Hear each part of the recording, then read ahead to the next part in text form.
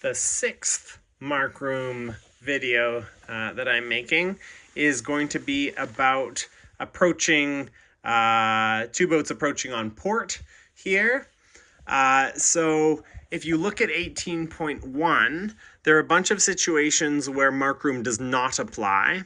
Let's say that even if red shoots up, they can't make it around this mark. That means that red is not fetching the mark. So in this case, red is not entitled to Mark Room on green. If red is on port for whatever reason, they obviously don't have Mark Room on green. Hopefully that's obvious.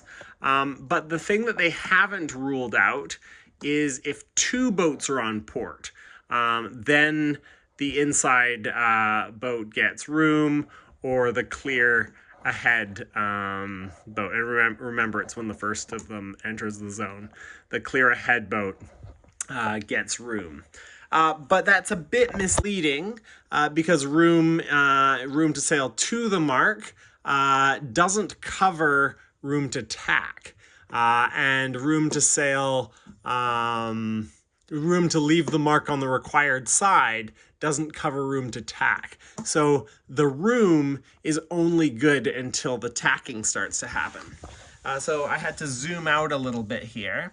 In this case, let's label them 1 and 2. So 2 is going to have to give Mark Room to 1 if this relationship stays when they get into the zone. It would be really nice for 2 if they can, get planing or something and break the overlap so that they are ahead. They still owe 1 Mark Room, but maybe they can tack cleanly ahead of 1 without fouling them.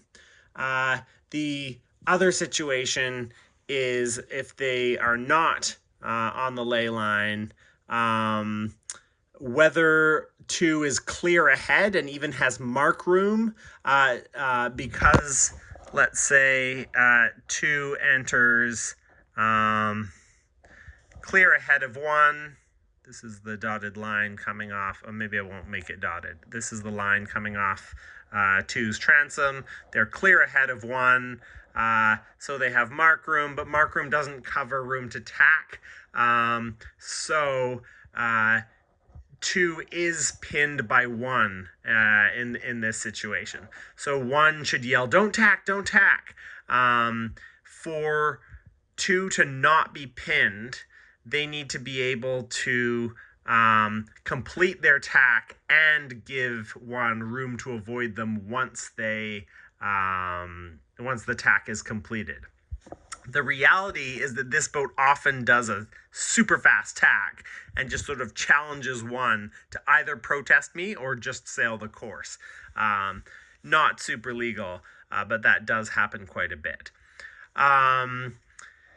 If 1 manages to just keep that overlap here, or to be so close behind 2 that when 2 turns, crosses head to wind, they're going to be interfering with 1, then 2 should sail a little bit extra and just allow 1 to leave the mark on the required side and leave the mark astern, give them Mark Room. The whole relationship changes when 1 boat tacks. So if this boat, I think it's 2 here, can tack cleanly ahead or without interfering with 1 and allowing 1 to avoid them once they finish the tack, Mark Room is canceled, right? Because you can't have room between a boat on starboard and a boat on port. The common situation of 2 boats coming into the zone is that usually the boat in position 2, the leeward boat, is pinned.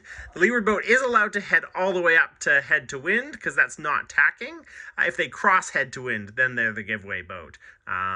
So what 2 might do to encourage 1 not to pin them, or to encourage 1 to tack, I guess I can put my labels back on, is that they could head up to head to wind, and then when one crosses head to wind, then two finishes their tack and crosses. You have to have pretty good boat handling for that.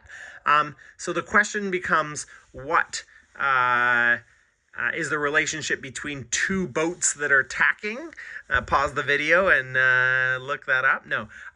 So if you have two boats subject to Rule 13 tacking at the same time, the boat to the other boat's starboard, so 2 has right of way.